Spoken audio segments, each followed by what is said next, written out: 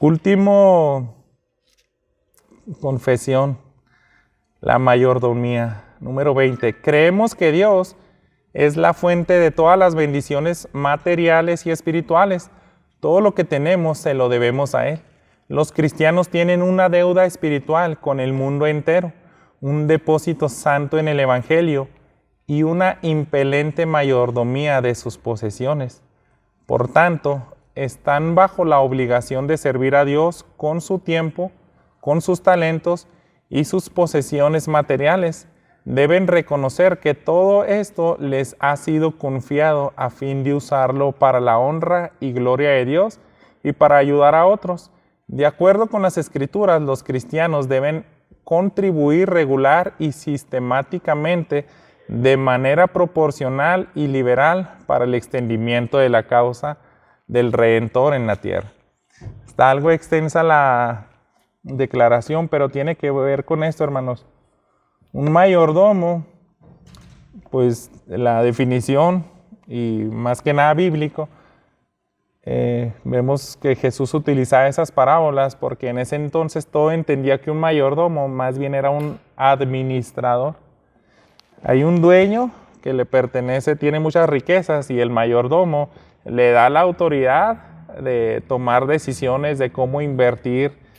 Ese mayordomo puede a lo mejor hasta causarle pérdidas, pero el mayordomo yo creo que da por sentado que deben conocer muy bien los intereses de su dueño. Entonces el mayordomo se las tiene que arreglar para administrar esos bienes y que los intereses de su patrón pues siempre se lleven a cabo. No es perder riqueza, es más bien extender su dominio, ¿no? Por así decirlo. Entonces el mayordomo no le pertenece, él no es dueño, nada más administra. Y así es igual el principio para los creyentes. Todo lo que tenemos, hermanos, la vida, la salud, nuestra sabiduría, nuestra inteligencia, nuestros recursos físicos, mentales, materiales, el tiempo, la energía, todo le pertenece a Dios. Así que debemos de usarlos para sus intereses. Y me gusta mucho cómo se redactó, porque a la mitad dice, por tanto, están bajo la obligación de servir a Dios con su tiempo, con sus talentos. ¿Por qué se redactó así, hermanos? Yo creo que eso es muy importante entenderlo. Aquí es una lástima que pues, simplemente nos pusieron toda esa bola de versículos que podemos ir leyendo poco a poco y de ahí sacaron toda esa declaración. Pero yo quise subrayar y que vayamos a Romanos. Pienso que es de los que nos puede servir como claves para ser buenos mayordomos. Fíjense, Romanos 12, 1 y 2. Por tanto, hermanos, les ruego que por las misericordias de Dios, que presenten sus cuerpos como sacrificio vivo y santo, aceptable, que es el culto racional de ustedes, y no se adapten a este mundo, sino transfórmense mediante la renovación de su mente, para que verifiquen cuál es la voluntad de Dios, lo que es bueno y aceptable y perfecto. Entonces está diciendo, tu entendimiento, tus objetivos aquí en la tierra tienen que cambiar, se tienen que renovar y tienes que tener bien en claro la mente de Dios para que vivas sirviendo, ¿no? Como un sacrificio. Pero me gusta cómo inicia porque dice, les ruego por las misericordias de Dios. Y cuando estudiamos la carta de los Romanos, los primeros 12 capítulos simplemente nos habla de que el hombre llega al punto, cuando sale Adán y Eva del Edén, pues no hay justo ni aun uno, todos van de mal en peor, Dios los entrega a pasiones de sus deseos, sus pecados, y está hablando todo negativo, está haciendo mucho énfasis en los primeros capítulos Pablo que ni los judíos ni los gentiles, nadie se salva del infierno, y después empieza a hablar de la gracia, empieza a hablar del sacrificio de Jesús, y les dice, por tanto, les ruego por las misericordias de Dios. Si ustedes son creyentes, quiere decir que recibieron misericordia. Por eso estamos en deuda, hermanos. Si no entendemos esto, o sea, esa es la motivación. Nosotros realmente sí le debemos vivir como buenos mayordomos. Por eso les digo, me gustó mucho esto. Estamos bajo la obligación de servir a Dios con su tiempo. Es una obligación voluntaria, que es lo que le gusta a Dios, en agradecimiento, en gozo, deleitándonos de que hacemos su voluntad. Eso es lo que creemos de acuerdo a la mayordomía. La confesión de Westminster a lo mejor no tiene una confesión estricta de la palabra mayordomía, pero sí se tomaron tiempo en el apartado número 16 para hablar acerca de las buenas obras. Yo creo que eso nos va a ayudar a ser buenos mayordomos si entendemos los principios que ellos dejaron aquí. Les leo. Las buenas obras hechas en obediencias a los mandamientos de Dios son los frutos y evidencias de una fe viva y verdadera. Y nos remite a ese pasaje de Santiago, que conocemos que esa carta es excelente para saber si nuestra fe es genuina, si nuestra fe es real, pues se va a ver por medio de las obras.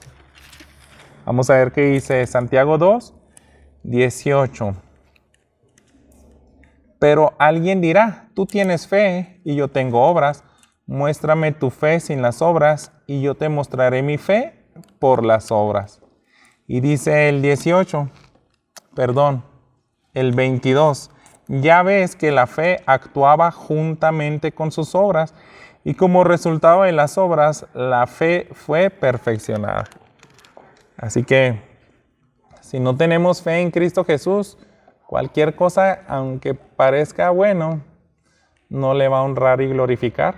Al contrario, le va a afrentar. Es como un trapo de inmundicia, dice en otra parte. ¿Qué más nos dice esta declaración? Por ellas, por las buenas obras, manifiestan los creyentes su gratitud.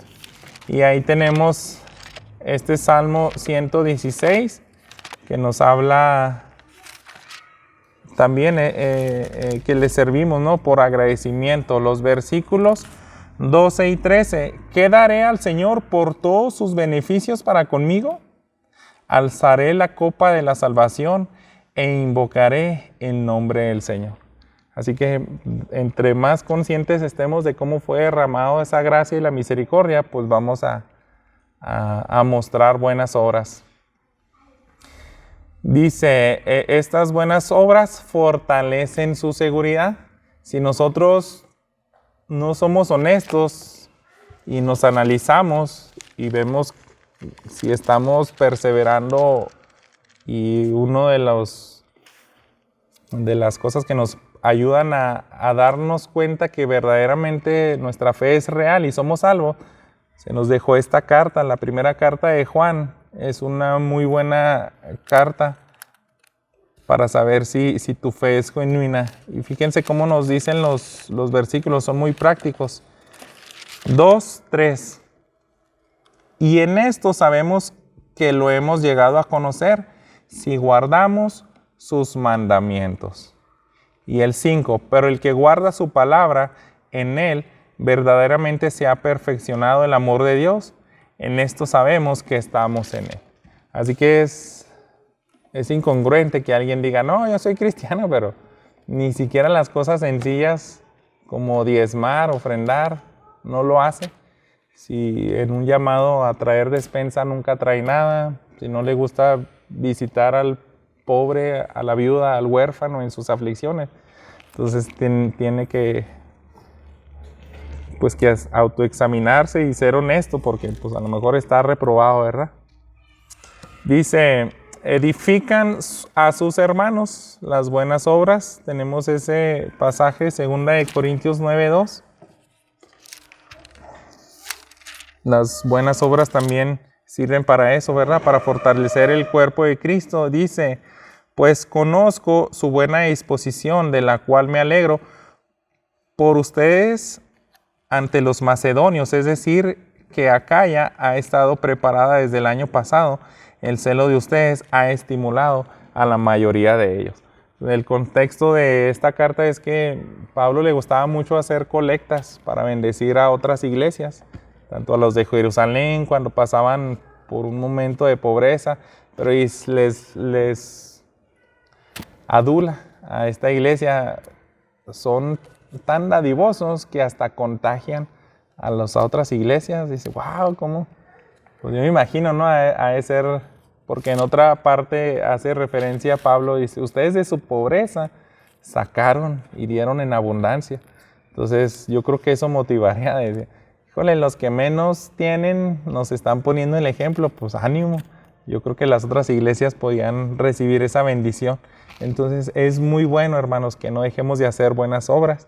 Por último, dice, adornan la profesión del evangelio. Adornan. Y nos vamos a la carta pastoral de Tito.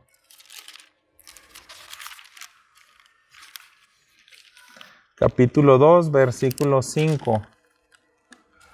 A que sean prudentes, puras, hacendosas en el hogar, amables, sujetas a sus maridos, para que la palabra de Dios no sea blasfemada. Pues son instrucciones específicas para las casadas, ¿verdad? Pero también nos dice que, bueno, son maneras de cómo pueden hacer buenas obras, pero en el versículo 9 al 12 dice, exhorta a los siervos a que se sujeten a sus amos en todos, que sean complacientes, no contradiciendo, no defraudando, sino mostrando toda buena fe, para que adornen la doctrina de Dios, nuestro Salvador, en todo respecto. Porque la gracia de Dios se ha manifestado trayendo salvación a todos los hombres, enseñándonos que, negando la impiedad y los deseos mundanos, vivamos en este mundo sobria, justa y piadosamente. Y por eso utilizaron esta palabrita, adornan la profesión, porque es lo que dijo Pablo a Tito. Si haces buenas obras, va a adornar el evangelio. Si no, pues al contrario, ¿no? Va a ser para que blasfemen. Esas buenas obras también nos dicen, tapan la boca de los adversarios. Ahora pues hemos estado predicando de estos pasajes de Pedro. Pues vamos ahí, que lo tenemos aquí cerca. Capítulo 2, versículo 15. Porque esta es la voluntad de Dios, que haciendo el bien, ustedes hagan enmudecer la ignorancia de los hombres insensatos. Así que las buenas obras van muy ligadas pues también a la mayordomía. Tenemos que, si nos interesa que el reino de Dios sea extendido, nuestro comportamiento va ahí implícito. Dice, glorifican a Dios. Dice también el 2.12, mantengan entre los gentiles una conducta irreprochable a fin de que en aquello que los calumnian como malhechores, ellos por razón de las buenas obras de ustedes, al considerarlas, glorifiquen a Dios en el día de la visitación. También dice, pues los creyentes, hechura de Él, creados en Cristo Jesús, para buenas obras. Y eso nos habla Efesios. Esto es lo que hace mucha diferencia entre las personas creyentes, ¿no? Que vienen a lo mejor de algún contexto católico o de una denominación donde su sistema religioso le hacía mucho énfasis en las obras. Necesitan entender que aquí se encuentra la gran diferencia. Nosotros hacemos las obras por agradecimiento y porque es un destino que cuando ya eres hijo de Dios, las tienes que manifestar. No la haces para salvación, sino que las haces porque ya fuiste salvo. Y así es como nos tiene Efesios 2.10 este principio. Porque somos hechura suya, creados en Cristo Jesús, para hacer buenas obras, las cuales Dios preparó de antemano para que anduviéramos en ellas. Cuando una persona nace de nuevo, ahora todo lo que hace atraviesa a través de la fe de Cristo Jesús y eso se convierte en una buena obra. Si no hay el nuevo nacimiento, hermanos, es una afrenta a Dios, por más piadoso que se vea. Hay miles de personas altruistas que hacen buenas obras, pero el creyente las hace para darle honra y gloria a Dios. El que no es creyente las quisiera hacer tal vez para alcanzar el favor de Dios y que le dé la salvación, pero eso es la gran diferencia. Bueno, dice, para que teniendo por fruto la santificación tengan como fin la vida eterna. Así que nos habla esto, una manera que también nosotros estamos seguros que estamos avanzando en la santificación. Un indicador, pues son las obras. Romanos 6:22, pero ahora, habiendo sido libertados del pecado y hechos siervos de Dios, tienen por su fruto la santificación y como resultado la vida eterna. Así que yo creo que podemos englobar todo eso. La mayordomía es ser un buen administrador de Dios. Si tú no administras bien tu tiempo y tu dinero, pues no vas a bendecir, no vas a hacer buenas obras. Si eres un buen mayordomo y temes a Dios y entiendes la gracia y la misericordia en tu vida y que estás obligado a vivir en agradecimiento, vas a hacer muchas buenas obras. Inciso 3 de la Confesión de Westminster, la capacidad que tienen los creyentes para hacer buenas obras no es de ellos en ninguna manera, sino completamente del Espíritu de Cristo. Entonces tenemos que entender eso. Juan, el Evangelio de Juan, capítulo 15, pues nos dice, ¿no? Aquí está la clave. Si estás batallando para hacer buenas obras, pues tienes que irte a estos pasajes, 4 al 6. Permanezcan en mí y yo en ustedes, como el sarmiento no puede dar fruto por sí mismo si no permanece en la vid, así tampoco ustedes si no permanecen en mí. Yo soy la vid, ustedes los sarmientos. El que permanece en mí y yo en él, éste da mucho fruto, porque separados de mí nada pueden hacer. Si alguien no permanece en mí, es echado fuera como un sarmiento y se seca, y los recogen, los echan al fuego y se queman.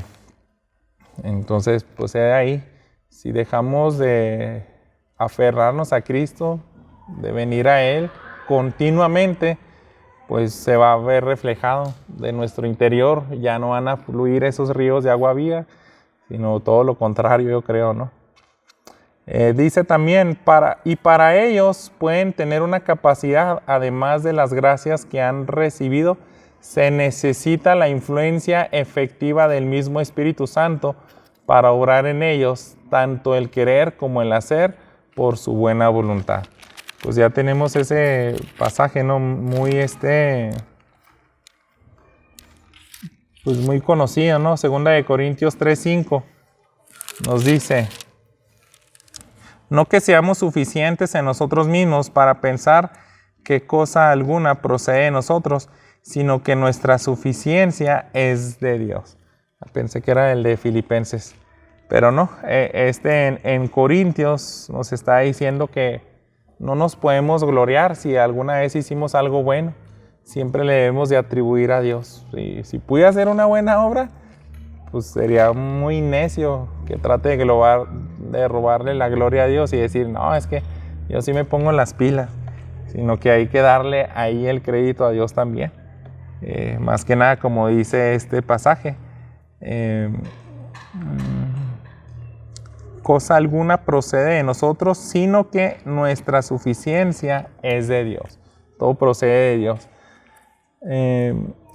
Continuamos con la declaración, ahí enseguida el paréntesis 2. Sin embargo, ellos no deben degenerar en negligentes, como si no estuviesen obligados a obrar aparte de un impulso especial del Espíritu, sino que deben ser diligentes en avivar la gracia de Dios que está en ellos. Si lo notan, hermanos, es una confesión equilibrada. No podemos quedarnos nada más y decir así, pues si no estoy haciendo cosas buenas, es que Dios no se ha puesto las pilas. Se le durmió y no está produciendo en mí el querer como el hacer. No, hermanos, aquí también hay responsabilidad humana. Esta confesión está equilibrada. Por eso se nos pone muchas citas. Entre todas esas, nada más vamos a leer Hebreos 6, los versículos 11 y 12. Les leo. Pero deseamos que cada uno de ustedes muestre la misma solicitud hasta el fin para alcanzar la plena seguridad de la esperanza, a fin de que no sean perezosos, sino imitadores de los que mediante la fe y la paciencia heredan las promesas. Y pues eso complementa la otra doctrina que habíamos visto, ¿no? La perseverancia de los santos. Es echarle ganas, porque si no tienes buenas obras y también no haces ese esfuerzo de entregar tu voluntad a Dios, pues no se van a ver esas buenas obras. Hasta aquí, hermanos, ahora sí, terminamos nuestra confesión de fe bautista. Está conformada por las 20 declaraciones que vienen ahí en la página de la Convención Nacional, pero sin embargo, pues nosotros utilizamos esa confesión de Westminster nada más como complementaria y dejamos varias declaraciones que ellos quisieron ahondar más. Ellos tienen 33, por eso hay 14 confesiones que no incluimos y simplemente ahí están listadas. Si algún día es bueno agarrar y leerla, nada más pónganle en internet Confesión Westminster y les va a salir ahí en español y todo. Si ustedes quieren saber qué creen ellos del matrimonio y del divorcio, en la Confesión Bautista no usamos un apartado específico para ello. De la adopción, pues son cosas, bueno, ahí sí hablamos algo de eso, pero si se fijan, pueden ser más extensa.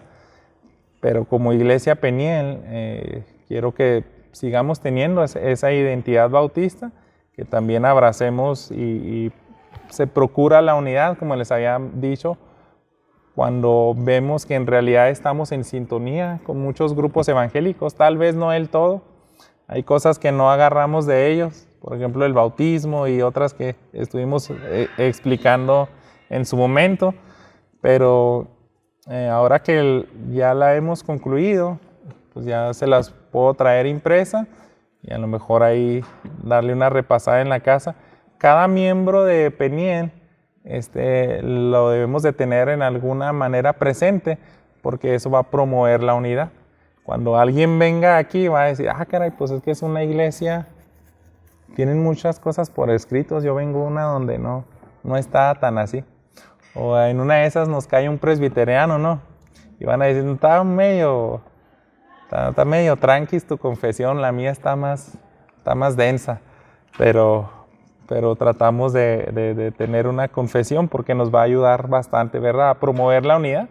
En ese sentido de nuestras convicciones, hay que promover la unidad en la amistad, en la reconciliación. Bueno, eso, ya iba a meter un chiste en darle a cierto equipo de fútbol o partido político, pues ahí se vale, ¿no?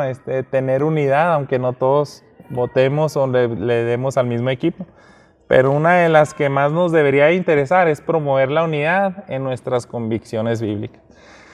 Siempre que venga alguien, y si alguno de ustedes hace un discípulo, parte del discipulado tiene que incluir esto antes de que entre a la iglesia. Él les abre mucho el entendimiento. Por ejemplo, hoy hablamos del infierno, del cielo, del juicio final. A veces los cristianos tampoco se han metido bastante tiempo en esas convicciones y ni saben qué creen exactamente. Pero bueno,